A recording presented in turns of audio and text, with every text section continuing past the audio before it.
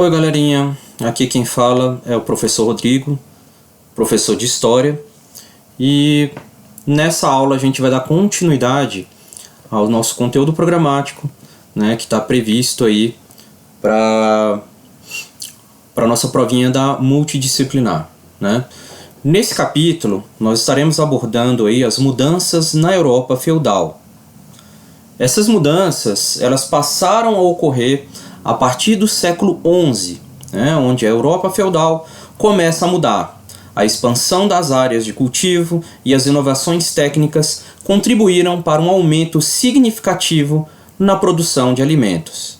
Então, nesse capítulo aqui, nós estaremos observando que a Europa feudal ela passa por uma série de mudanças, tanto no seu processo de cultivo, né, como também mudanças que ocorreram nas cidades, no campo, né, e que vai dar um novo formato à Europa que nós vínhamos estudando até o momento. Tá? Inovações técnicas. As principais inovações técnicas ocorridas na Europa do século XI foram o uso do arado de ferro, conhecido como charrua, em lugar do arado de madeira. Então aqui nós veremos que o arado que era utilizado para poder fazer as áreas de plantio, né, passaram então a contar com partes de metal, tá? Mais especificamente de ferro, o que facilitou na hora de realizar aí a abertura das valas para o plantio das sementes.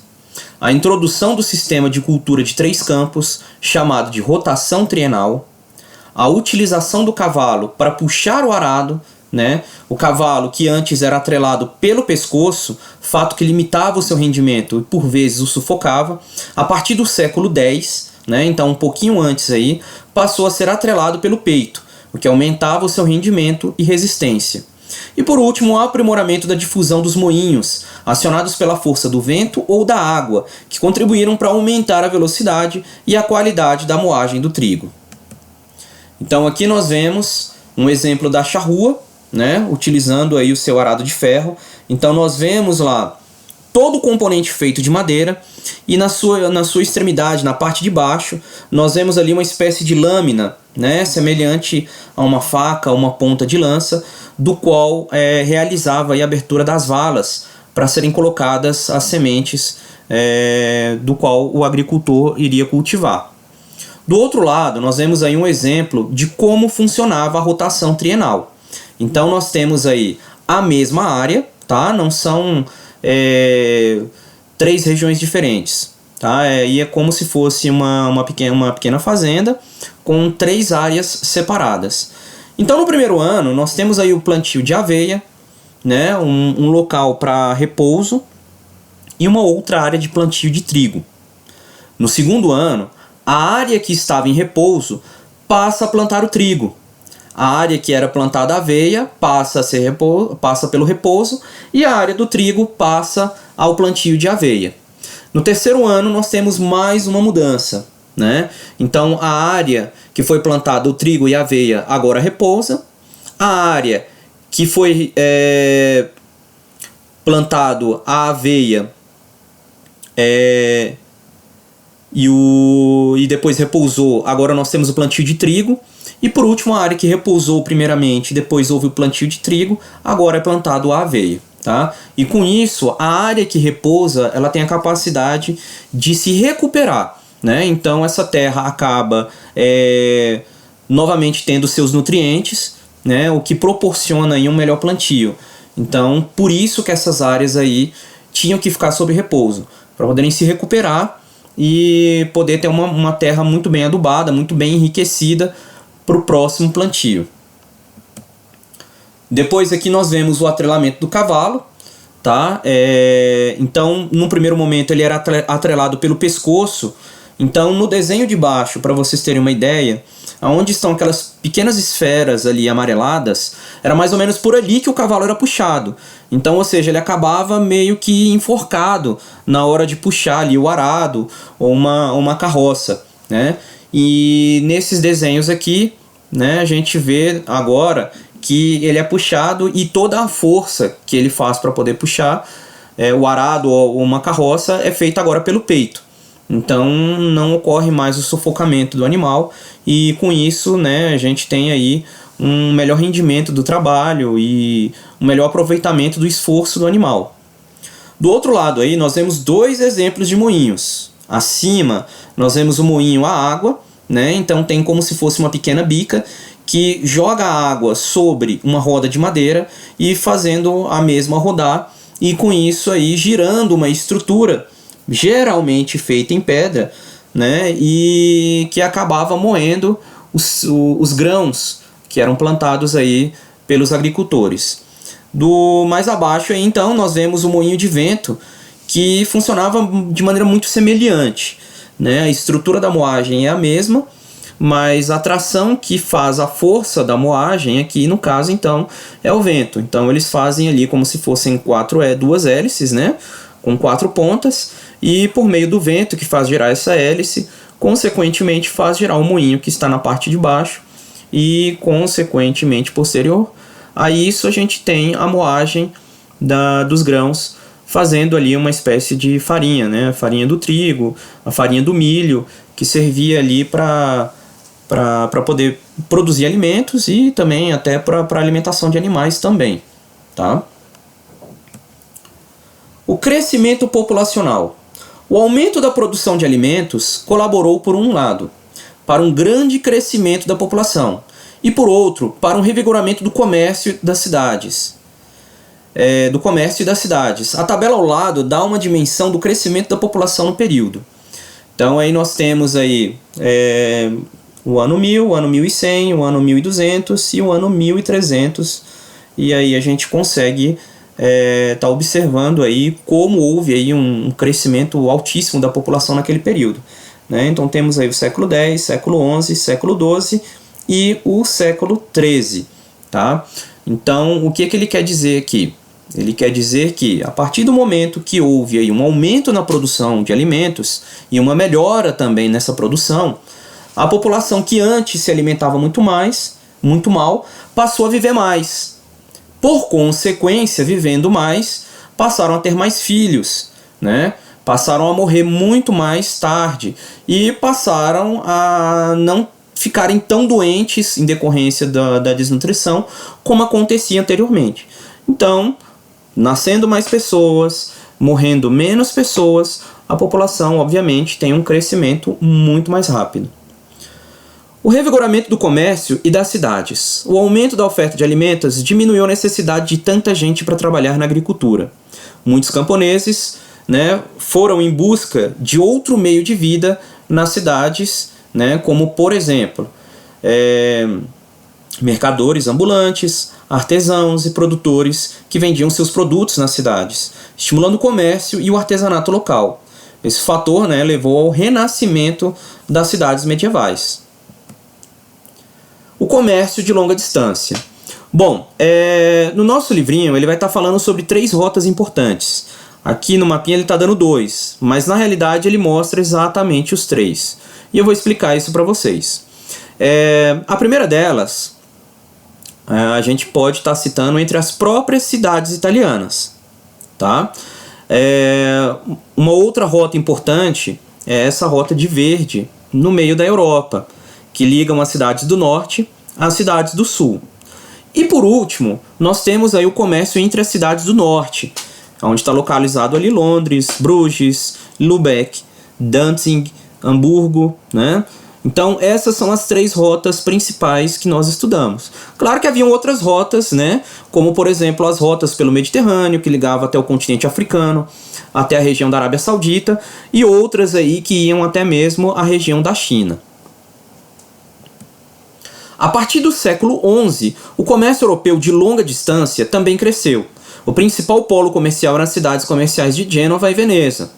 Os mercadores dessas cidades compravam artigos de luxo, sedas, perfumes e porcelanas e especiarias nos portos de Constantinopla, Trípoli e Antioquia. O comércio entre o sul e o norte da Europa se fazia por meio de 2 importantes rotas terrestres. Uma que ligava Gênova a Bruges, né? Então a cidade de Gênova no extremo sul, na Itália, e Bruges no extremo norte, já quase próximo à região da Inglaterra. Passando pelas feiras da região de Champagne, localizada na França, e outras que ligava Veneza, na Itália, a Hamburgo, na atual Alemanha. As feiras medievais duravam de 15 a 60 dias e aconteciam 1 ou 2 vezes por ano, reunindo mercadores de várias partes do mundo. Nelas é possível ver um veneziano vendendo seda chinesa, um inglês oferecendo lã, um nativo burguês comercializando tecido, entre outros. Então essas feiras medievais, por que aconteciam de 15 a 60 dias e apenas 1 ou 2 vezes ao ano? Bom, a gente tem que levar em conta que naquela época os meios de transporte não eram tão evoluídos como os dos dias de hoje, né? Então boa parte dessas viagens era feita por carroças. Eles muitas vezes não tinham geladeira ou não tinham meios de proteger a sua produção.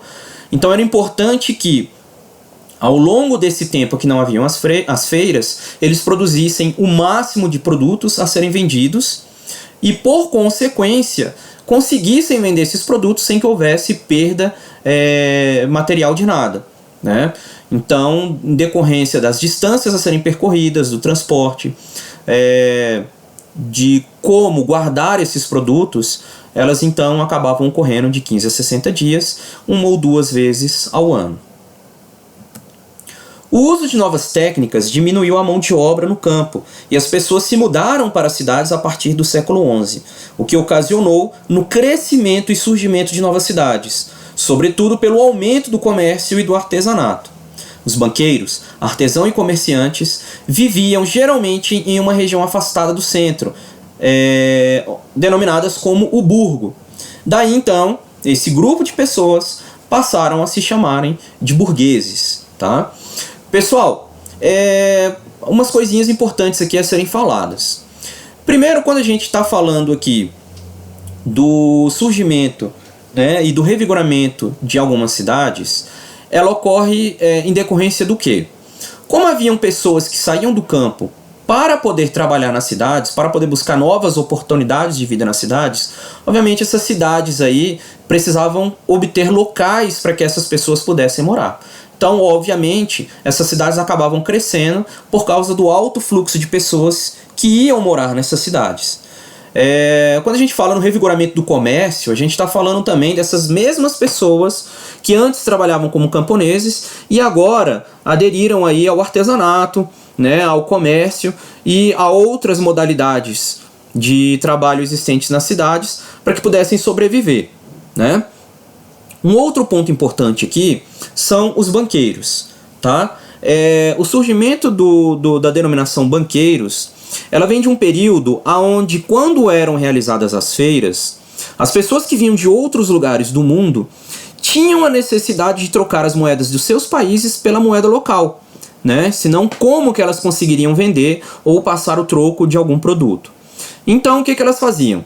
Elas procuravam pessoas que eram denominadas como cambistas, e esses cambistas geralmente colocavam as moedas que vinham de fora em cima de bancos de madeira. A partir do momento que eles recebiam essas moedas, eles iam testando uma por uma para saber se aquelas moedas eram realmente verdadeiras. Então, a partir daí, surge o termo banqueiro, né? Pessoas que analisavam se as moedas eram verdadeiras ou falsas, colocando-as em cima de um banco de madeira. Hoje em dia, essas duas funções são realizadas separadamente. Nós temos então os bancos, né, onde pagam salários, onde abrem investimentos, onde recebem o dinheiro para depósito de contas, né, dos trabalhadores. E do outro lado nós temos então os cambistas, que são aqueles responsáveis por fazer o câmbio, né, a troca da moeda de um país pelo outro de acordo, né, com o valor de cada uma. Ok? Passando adiante, nós chegamos então às corporações de ofício. Nas cidades medievais, a pessoa só podia trabalhar se pertencesse a uma corporação, isto é, uma associação de profissionais do mesmo ramo de atividade. Os artesãos formavam as corporações de ofício. Cada corporação controlava o preço, a qualidade e a quantidade do que ia ser produzido e estabelecia as regras para o ingresso na profissão, além de amparar os profissionais idosos, invalidados e doentes. Então essas corporações de ofício, elas funcionam de maneira equivalente aos sindicatos hoje em dia. Tá? Então, os trabalhadores aqui, no caso os artesãos, pagavam ali uma pequena taxa, né, mensalmente ou de tempos em tempos, e por consequência, o que ele precisasse, essas corporações ali forneciam. Se um artesão não tivesse dinheiro para comprar a sua matéria-prima, as corporações compravam, né, e davam essa matéria-prima para que o artesão pudesse trabalhar. Quando chegasse ali a fase da terceira idade, né, quando se tornava idoso, ou se tornasse inválidos ou doente por algum motivo, essas corporações pagavam ali, né, durante algum período, um valor para que essas pessoas pudessem sobreviver, né, sem que estivessem trabalhando. A Liga Hanseática. Os comerciantes também tinham suas corporações, que reuniam profissionais de diversas cidades da Europa, conhecida como ligas. A mais conhecida delas era a Liga Hanseática, que era muito poderosa, possuía navios e dominava o comércio no norte da Europa. O objetivo dessa liga era comandar o comércio em determinada área e evitar a concorrência entre seus membros. Então a Liga Hanseática ela também funciona como uma espécie de corporação. Tá? Só que aqui no caso, a Liga Hanseática em si, ela funcionava como se fosse uma grande empresa onde todos os seus participantes eram como se fossem donos.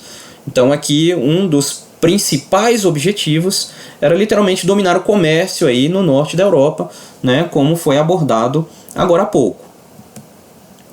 A Carta de Franquia. As cidades medievais nasceram dentro das terras da nobreza ou do clero. Com o passar do tempo, foram adquirindo força por meio das armas ou do dinheiro, direitos que lhes garantiam a autonomia administrativa e judiciária. Então aí, as pessoas que controlavam essas cidades, no caso um nobre ou um clero, né, ele tinha poder administrativo ou judiciário dentro dessa cidade. Né, era como se fosse uma pessoa eleita sem o consenso. Mas aí esse documento, que assegurava essa autonomia, denominada de Carta de Franquia, também chegou às mãos dos moradores das cidades, que muitas vezes, né, em muitos casos, eles acabavam comprando essa Carta de Franquia do nobre ou, né, do clero dono daquela cidade, e a partir dali eles conseguiam escolher, né, a liderança da sua cidade. As Cruzadas. Eram expedições militares que partiram da Europa entre os séculos 11 e 13 a fim de combater os muçulmanos e reconquistar a Terra Santa. Bom, a Terra Santa aqui, no caso, seria a cidade de Jerusalém, que localiza-se, né, atualmente em Israel. Quando a gente fala aqui sobre a Terra Santa, a gente fala de uma região que primeiramente pertenciam aos povos hebreus, né, que vieram a se chamar judeus posteriormente, em seguida os cristãos, porque foi a terra onde Cristo nasceu, e por último os muçulmanos, que acabaram conquistando aquela região. As cruzadas ocorreram por motivação material, religiosa e social. Antes da gente entrar nesse ponto aqui, é importante a gente dizer que as cruzadas elas ocorreram inicialmente quando os muçulmanos proibiram cristãos de visitarem as terras, né, que eles consideravam como sagradas. Ou seja, o túmulo de Jesus Cristo, né, as regiões onde Cristo andou e viveu. E, por consequência, o Papa achou isso uma afronta e, por meio de um comunicado, né, ele convocou os vários reinos europeus, né, que eram cristãos, a levantarem uma bandeira em nome da igreja e partirem para a Terra Prometida, né, ou a Terra Santa, em busca de retomar aquela região. Tá? Quando ele fala sobre a motivação material, religiosa e social, isso varia de acordo com a classe social que fez parte das cruzadas. Então, por exemplo, você tinha ali as pessoas mais ricas que visavam ali o enriquecimento, né? Para elas, invadir a Terra Santa significava tomar conta ali de tesouros, né? De ouro, de pratas e até mesmo de terras daquela região. Para as pessoas mais simples, né? As pessoas mais humildes, ela tem uma conotação mais religiosa. Então, algumas pessoas resolveram participar das cruzadas com o intuito de adquirir o perdão da igreja, né? O perdão de Deus, em decorrência de seus pecados. E a questão social, né? Havia ali também uma questão de ascensão social. Algumas pessoas acreditavam que as cruzadas poderiam, né, acabar elevando seu nível social. As cruzadas, no entanto, elas tiveram aí várias incursões, tá? Não foi apenas uma tentativa de invasão à Terra Santa, foram várias, né? E no final das contas, obviamente, né, ao final das últimas cruzadas, essas terras foram conquistadas, né, reconquistadas, e os cristãos puderam novamente peregrinar para aquela região. Tá? Entre as principais mudanças ocorridas com as cruzadas estão o aumento do comércio entre o Ocidente e o Oriente, principalmente, né, entre italianos e árabes, que é o que a gente vai estar vendo aqui na letra B, participação dos europeus, principalmente italianos, no comércio de especiarias de artigo de luxo orientais. Então, os italianos, eles recebiam esses artigos por parte dos árabes e a partir dali eles renegociavam esses produtos por toda a extensão do Mediterrâneo e para outras regiões da Europa. Houve também um enfraquecimento da nobreza guerreira, que se endividou, né, pagando ali, tendo altos custos com as cruzadas, e com isso aí perdeu parte, né, também de seus membros nas cruzadas. Isso aí ocasionou, né, também no fortalecimento do poder real, né, e do enfraquecimento da nobreza nesse período. Nós vimos aí que uma das características do feudalismo é justamente a ascensão da nobreza, que passa a poder criar leis, cobrar impostos, né, e até mesmo declarar a pena de morte em suas terras. Então, com o enfraquecimento dessa nobreza, né, o rei volta a ter aí um grande espaço e um grande poder nas regiões da Europa. As universidades, né, com o fim das cruzadas, né, e esse contato entre Ocidente e Oriente, né, surge então o renascimento dessas cidades, onde favoreceu mudanças na área do conhecimento e da arte, como a necessidade de saber ler, calcular para praticar o comércio, o clima de maior liberdade nas cidades, o estreitamento no contato entre pessoas de diversas regiões, e tudo isso, né, propiciou o surgimento de um novo tipo de escola, favorecendo também o avanço da ciência e a criação da universidade. A universidade foi uma criação medieval, que pode ser definida como uma associação de professores ou de alunos com a intenção de buscar o conhecimento. A Universidade de Bolonha, por exemplo, foi criada por uma associação de alunos. Já a de Paris nasceu de uma associação de professores. Crise, doenças e revoltas. A partir das primeiras décadas do século XV, iniciou-se na Europa uma prolongada crise marcada por fome, doenças e revoltas sociais, fruto da insuficiência de alimentos e da falta de higiene. Né? A denominação aí, então, desse grande surto de doença, né, se deve à Grande Peste, uma pandemia, né, já que nós estamos aí vivendo em tempos de coronavírus. Para que vocês entendam, a Grande Peste ela foi uma pandemia que surgiu também na Europa e se alastrou também por outras regiões, aí, chegando em alguns casos até a região da Ásia também. Tá? Essa insuficiência de alimentos se deve ao crescimento exagerado nas cidades, né, da população. Então havia mais pessoas do que alimentos. E a questão da higiene se deve ao fato de que, à medida que essas cidades iam crescendo, as pessoas acabavam jogando os lixos na rua e ia se acumulando, o que é um grande atrativo para ratos, né? Esses ratos aí, então, acabavam tendo pulgas que acabavam transmitindo aí a doença da Grande Peste, e o que ocasionou aí na morte de centenas de milhares de pessoas em todo o continente europeu.